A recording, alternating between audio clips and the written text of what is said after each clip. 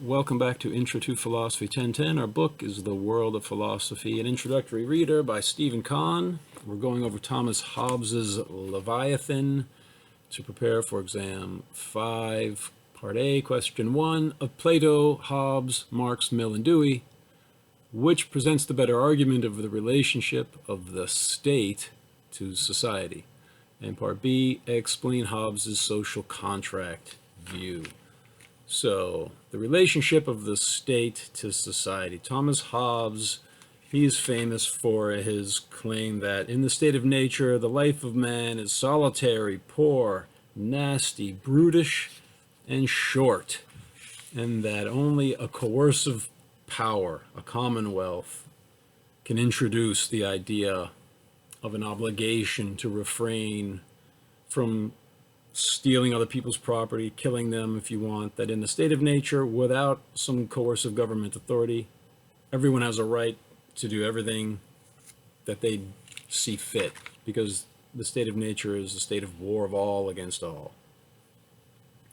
So that we have to give up, by a contract with other people, certain degrees of our natural liberty in order to invest a certain government authority with power to enforce people to keep their hands off each other, not to murder each other, not to steal each other's property, to obey their contracts.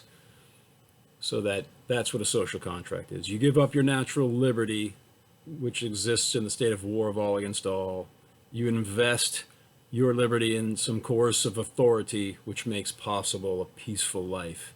And that the first law of nature, he'll say, is to, wherever possible, find peace by any means, because the alternative is a total war of all against all. So having said that summary, let me just read a few excerpts here. Page 449, Thomas Hobbes. Let me read the introductory notes from Stephen Kahn. So Thomas Hobbes, 1588 to 1679, was an English philosopher who played a crucial role in the history of social thought. He developed a moral and political theory that views justice and other ethical ideals as resting on an implied agreement among individuals to relinquish the right to do whatever they please in exchange for all others limiting their rights in a similar manner, thus achieving security for all. Okay, so of the natural condition of mankind as concerning their felicity and misery. This is Thomas Hobbes. He says, nature hath made men so equal in the faculties of body and mind, as that though there be found one man sometimes manifestly stronger in body or of quicker mind than another, yet, when all is reckoned together, the difference between man and man is not so considerable as that one man can thereupon claim to himself any benefit to which another may not pretend, as well as he. For as to the strength of body, the weakest has strength enough to kill the strongest, either by secret machination or by confederacy with others that are in the same danger as himself. So everybody there's natural inequalities among people. Some people are stronger, some people are a little smarter, but these inequalities aren't so great that one person can't kill another, either by being sneaky about it or by joining forces with other people. So that is the nature of the human species. And he goes on to say, for such is the nature of men. That was about their wisdom. Most people say, you might be wittier than me, but I'm plenty happy with how wise I am compared to you. That's Thomas Hobbes's opinion. But most people think that they're pretty much the wisest person that they know. From this equality of ability ariseth equality of hope in the attaining of our ends, and therefore if any two men desire the same thing, which nevertheless they cannot both enjoy, they become enemies, and in the way to their end endeavor to destroy or subdue one another. And from hence it comes to pass that where an invader hath no more to fear than another man's single power, if one plant so build or possess a convenient seat, others may probably be expected to come prepared with forces united to dispossess and deprive him, not only of the fruit of his labor, but also of his life or liberty. And the invader again is in like danger of another. This is page 450, the left-hand column, skipping down. He says, again, men have no pleasure, but on the contrary, a great deal of grief in keeping company where there is no power able to overawe them all. So humans, in the absence of some coercive government authority, assembling with each other just makes us more miserable than we are if we are alone. So that in the nature of man, we find three principal causes of quarrel. First, competition. Secondly, diffidence. Thirdly, glory. The first, competition, maketh men invade for gain. The second, which he calls diffidence, for safety. And the third, for reputation. The first use violence to make themselves masters of other men's persons, wives, children, and cattle. The second, to defend them. The third, for trifles, as a word, a smile, a different opinion, and any other sign of undervalue, either direct in their persons or by reflection in their kindred, their friends, their nation, their profession, or their name. Hereby it is manifest that during the time men live without a common power to keep them in awe, they are in that condition which is called war, and such a war as is of every man against every man. Because he says war isn't just actively engaged in combat, it's the time wherein there's not a guarantee of security. That is the war of all against all. This is the right-hand column, 450. In such condition there is no place for industry, because the fruit thereof is uncertain, and consequently no culture of the earth, no navigation, no use of the commodities that may be imported by sea. He goes on to talk about the advances of civilization, and which is worst of all, continual fear and danger of violent death, and the life of man, solitary, poor, nasty, brutish, and short. Then he'll go on to say that it may pre-adventure be thought there was never such a time nor condition of war as this. And I believe it was never generally so over all the world, but there are many places where they live so now. For the savage people in many places of America, except the government of small families, the concord whereof dependeth on natural lust, have no government at all, and live at this day in that brutish manner, as I said before.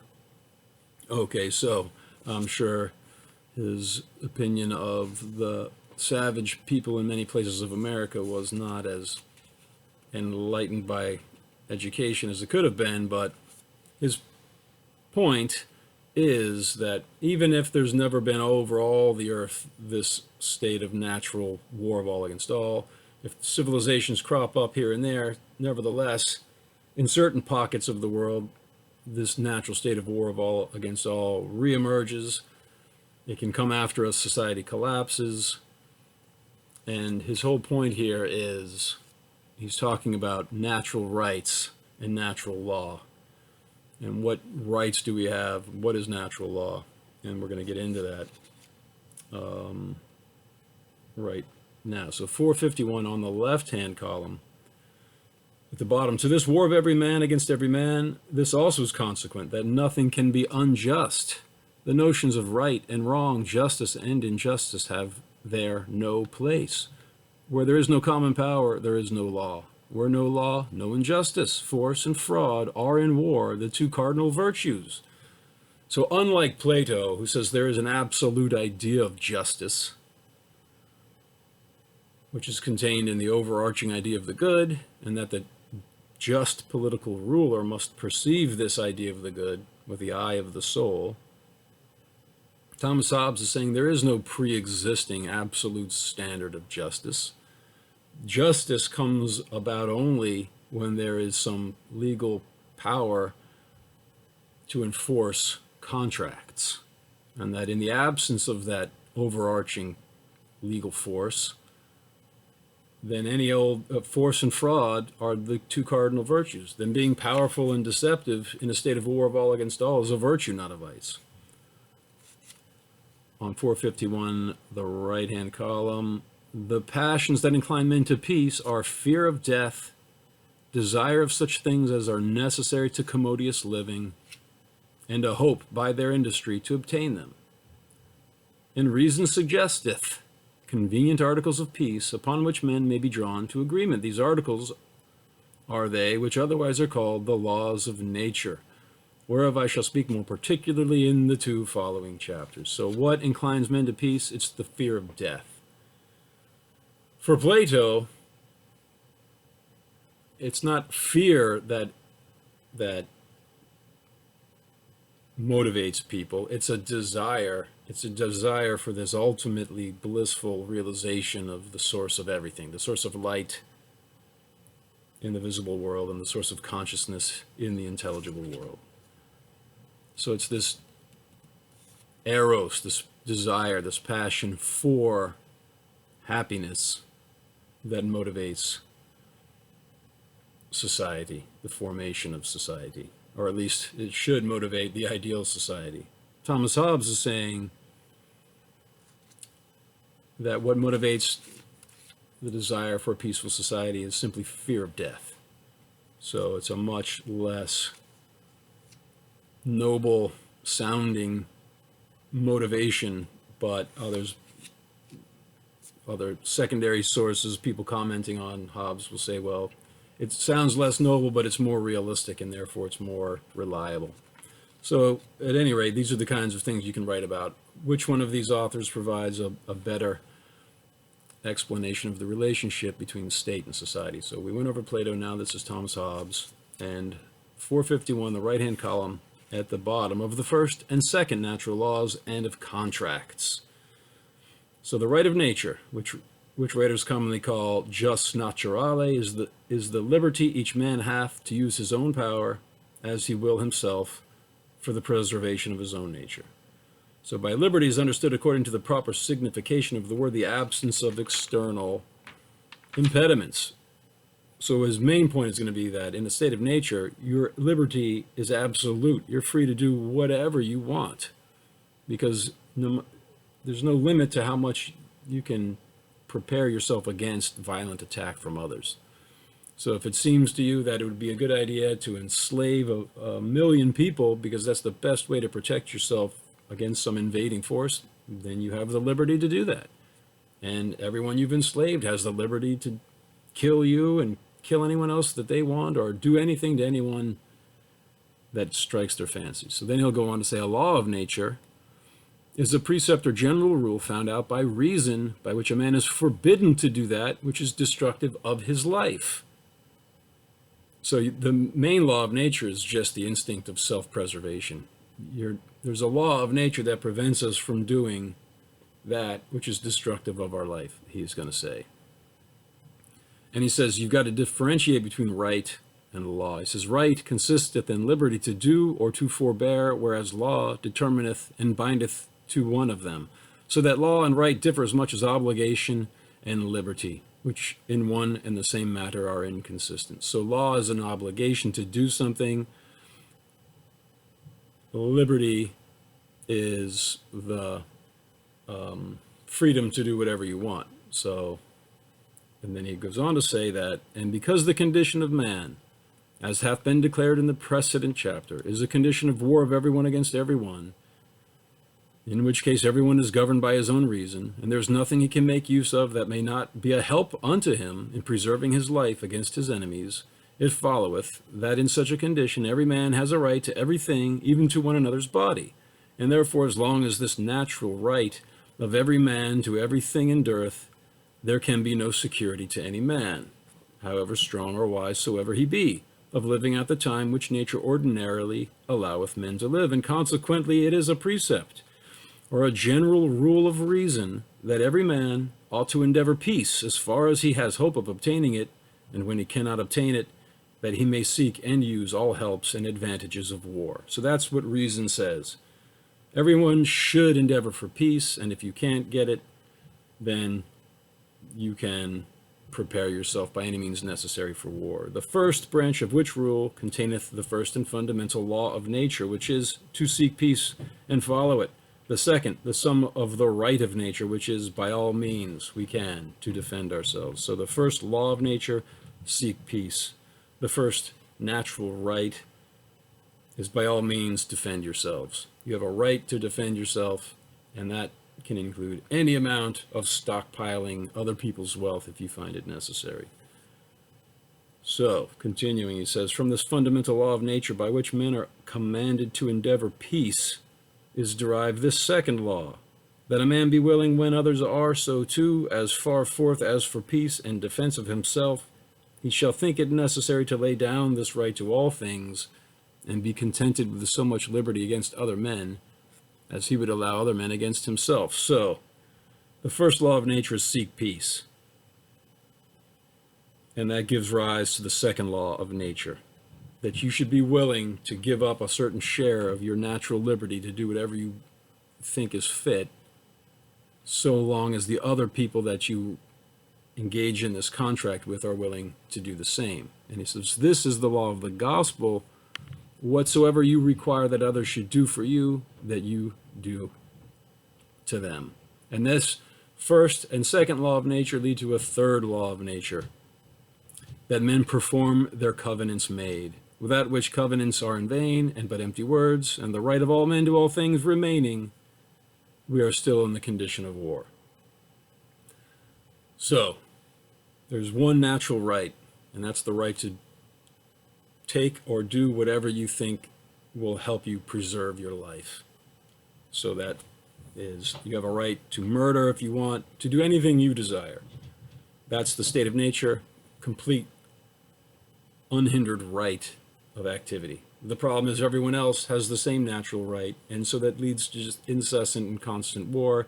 And even if you're very smart and strong, you're never so smart and strong that you can stand up to a mob of other people or the sneaky tricks of even one person. They can kill you when you're sleeping. So this is a horrible state of nature, which is nasty, which is solitary, poor, nasty, brutish, and short.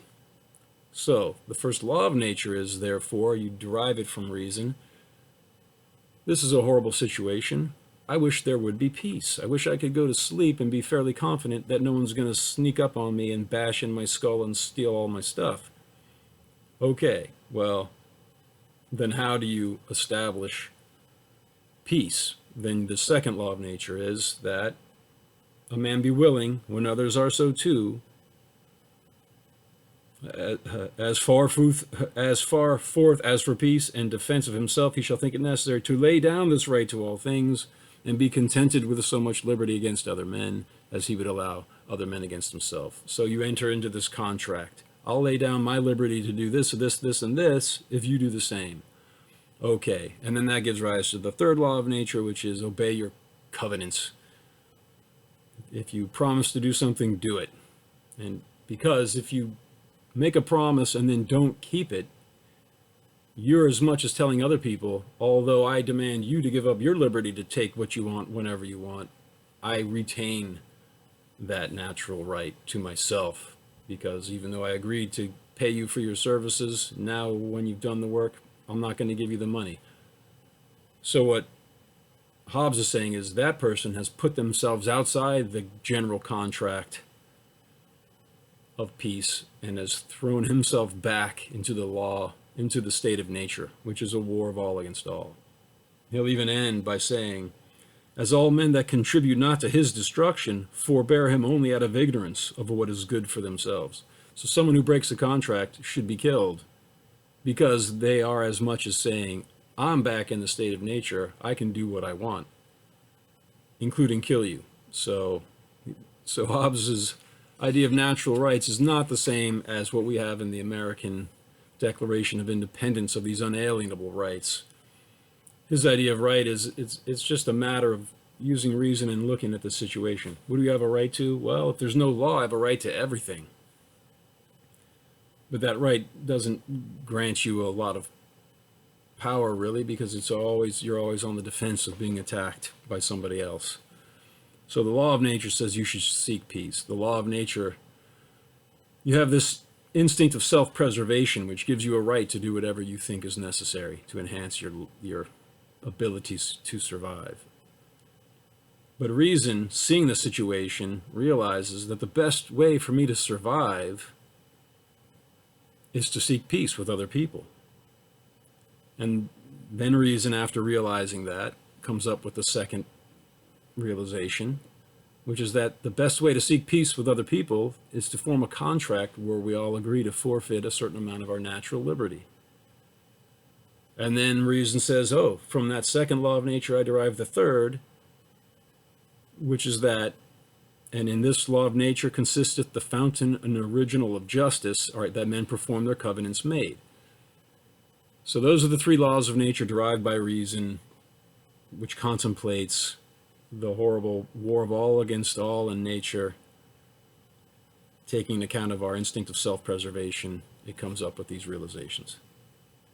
So I'll just read a little bit about how he says justice does not exist prior to some overarching terrible force to enforce the law. So therefore, this is 452, right-hand column at the bottom. Therefore, before the names of just and unjust can have place, there must be some coercive power to compel men equally to the performance of their covenants by the terror of some punishment greater than the benefit they expect by the breach of their covenant, and to make good that propriety which by mutual contract men acquire in recompense of the universal right they abandon. And such power there is none before the erection of a commonwealth. So let me just read that again. Therefore, before the names of just and unjust can have place, there must be some coercive power to compel men equally to the performance of their covenants by the terror of some punishment greater than the benefit they expect by the breach of their covenant, and to make good that propriety which by mutual contract men acquire in recompense of the universal right they abandon, and such power there is none before the erection of a commonwealth. All right, so I'll leave it at that, but let's just compare this a little bit more to Plato. So Hobbes is saying before the erection of a commonwealth with some terrible overarching ability to inflict corporal punishment and capital punishment on others, the words just and unjust have no meaning. Nothing's unjust in the original state of nature where you have a natural right to do anything at all you please. It's just for you to murder others and steal their property and do any so-called crime, because anything that you can do can be justifiably some way of enhancing the ability for you to preserve your life. So Plato would say, no, justice is an eternal absolute idea that's imprinted on the soul, and it's united with the absolute idea of the good, which is the very source of the cosmos and the source of the eternal spiritual realm from which the material cosmos is projected like a shadow or some kind of a reflection. So, which, you might say, well, Thomas Hobbes is more realistic. I don't believe in some other world beyond this material world. What he says makes sense. It sounds pretty pessimistic, but on the other hand, realistic. Or you might say, no, Thomas Hobbes is ignorant of the eternal spiritual realm, and there is an absolute standard of justice regardless of whether there's any government in place to enforce it. There's just kind of an example of the way you could answer that question.